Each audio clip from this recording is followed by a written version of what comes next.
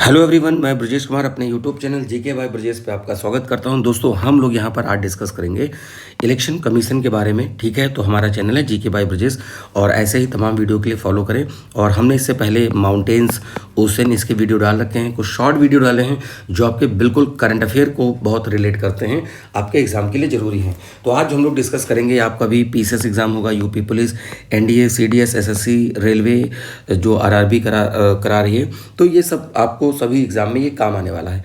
तो सबसे पहले बात करें कि हमारा इलेक्शन कमीशन बना कब था। तो देखिए, इसका जो गठन है, फॉर्मेशन है, वो 25 जनवरी 1950 को बना था। और अगर आपसे इस पे बात करें तो ये जो बना हुआ था, तो इसी 25 जनवरी को ही क्या मनाते हैं, नेशनल वोटर्स डे भी मनाते हैं, राष्ट्रीय मतदाता दिवस।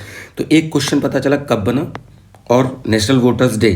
ठीक, प्रेजेंट टाइम में 26 नंबर के चीफ इलेक्शन कमिश्नर हैं ज्ञानेश कुमार, काफ़ी चर्चा में रहे पिछले 2-3 सालों में। ठीक है, अब आर्टिकल देखें, इसका आर्टिकल है 324 से 329। अगर पूछे कि चुनाव आयोग किस में, तो आप आर्टिकल 324 मेंशन करेंगे कि 324 में इलेक्शन कमीशन का प्रावधान है। क्लियर।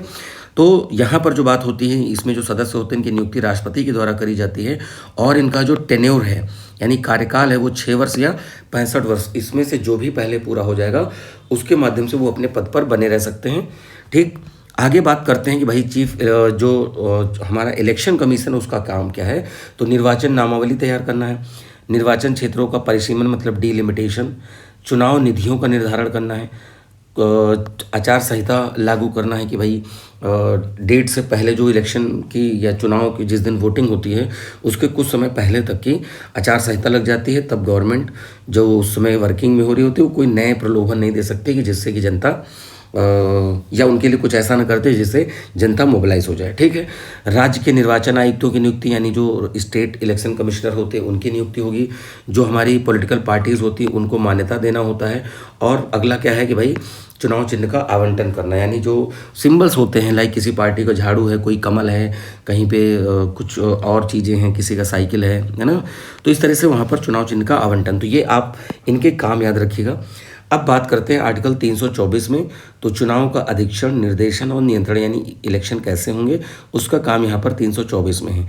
325 में अपात्रता की बात करी गई है।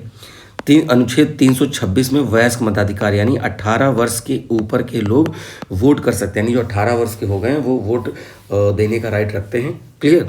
पहले 21 वर्ष था बट उसको बाद में अमेंडमेंट के माध्यम से 18 वर्ष कर दिया गया। 327 में संसद के निर्वाचन संबंधी अधिकार, जो संसद में निर्वाचन होते हैं। 328 में है विधानमंडल के निर्वाचन संबंधी, यानी कि स्टेट असेंबली के कैसे चुनाव कराए जाएंगे उसके संबंधी प्रावधान 328 में है। ठीक, अब आपको बता दें जो इलेक्शन कमीशन होता है वो जो चुनाव करा रहा है वो आपका Lok Sabha, Rajya Sabha, president, vice president, इन सब का चुनाव कौन करा रहा है, ये करा रहा है। साथ में स्टेट लेजिस्लेटिव असेंबली का भी चुनाव, विधानसभा का चुनाव कौन करा रहा है, इलेक्शन कमीशन। जो स्टेट इलेक्शन कमीशन होता है वो कराता है पंचायतों का, कराता है किसका, पंचायतों का कराता है। तो ये भैया याद रखना, बिल्कुल आपसे पूछा जाएगा। क्लियर। तो इलेक्शन कमीशन जो हमारा सेंट्रल का है, लोकसभा, राज्यसभा और यहाँ पर प्रेसिडेंट, वाइस प्रेसिडेंट और विधानसभाओं के चुनाव कराता है, विधानमंडल के। क्लियर। और 329 में दिया है चुनावी मामले में न्यायालय का हस्तक्षेप नहीं माना जाएगा, यानी इलेक्शन कमीशन का जो निर्णय होगा वो मान्य होगा। ठीक, अनटिल अनलेस कोई डिस्प्यूट ना हो। अब देखिए, इनका जो वेतन है 2.5 लाख रुपए है। चुनाव आयोग में 3 सदस्य होते हैं, जिसमें से एक चीफ इलेक्शन कमिश्नर होता है और 2 इसमें अन्य लोग होते हैं। क्लियर। ठीक है, तो पॉइंट याद रखिएगा। और जो 3 लोग हैं इसमें से बहुमत का काम होता है। बहुमत का मतलब यानी कि अब जाहिर सी बात है 3 लोग में 2 लोग जिस पक्ष में हो जाएंगे वो डिसीजन पूरा होगा। अगर 2 लोग अगेंस्ट हो जाते हैं तो फिर इलेक्शन कमिश्नर भी वहाँ पर उसको नहीं कर पाएंगे। देखिए, पहले चुनाव आयुक्त बने थे सुकुमार सेन। कौन, सुकुमार सेन। प्रेजेंट टाइम में कौन है, ज्ञानेश कुमार हैं। आर्टिकल क्या है, आर्टिकल 324 दिया हुआ है। ठीक, कॉन्स्टिट्यूशन के किस पार्ट में है, 15वें भाग में है। आ रही बात समझ में। तो ये सारे जितने पॉइंट हम बता रहे हैं आपके लिए इंपॉर्टेंट है। अब इससे कुछ संबंधित एमसीक्यू कर लेते हैं।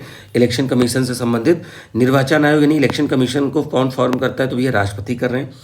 प्रत्यक्ष निर्वाचन क्या है, यानी डायरेक्ट इलेक्शन की बात, इलेक्टोरल की बात क्या हो रही है, जनता के द्वारा मतदान। देखिए, जैसे हम लोग सांसदों के लिए वोट देते हैं और सांसद कहाँ के, लोकसभा के, तो फिर उसके बाद हम लोग किसका वोट देते हैं, विधायकों को, यानी मेंबर ऑफ लेजिस्लेटिव असेंबली, इसका हम लोग डायरेक्ट चुनाव करते हैं जनता। लेकिन अगर वहीं मान लीजिए राज्यसभा के लिए मेंबर जाएंगे तो फिर हम लोग के जो इलेक्टेड मेंबर हैं जो हैं वो हमारे प्रतिनिधि रिप्रेजेंटेटिव राज्यसभा के लिए करते हैं। क्लियर।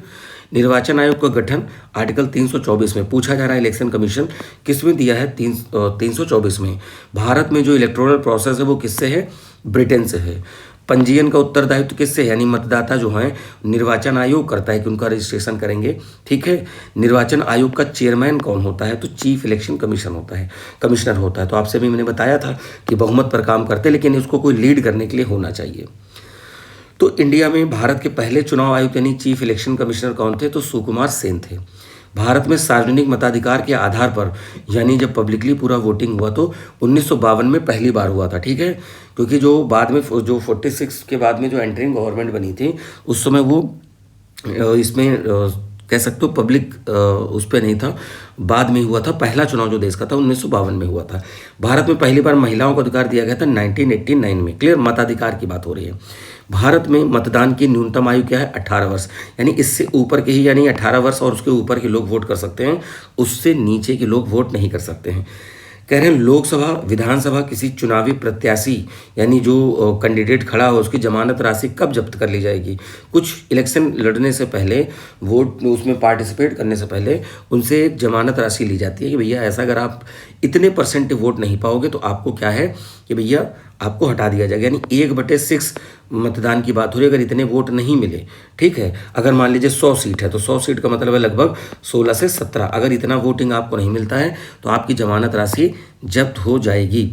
अगला है इलेक्शन कमीशन की नियुक्ति कितने वर्ष के लिए करी जाती है, तो यहाँ पर निर्वाचन आयोग की बात हो रही है। तो चीफ इलेक्शन कमिश्नर का अलग है। ठीक है। वो तो 6 और 65 है। क्लियर। मुख्य निर्वाचन आयोग को उसके पद से कैसे हटाते हैं, महाभियोग जैसी प्रक्रिया के हटाते हैं। जैसे महाभियोग इम्पीचमेंट की प्रोसेस आर्टिकल 61 में दिया हुआ है, प्रेसिडेंट के लिए है।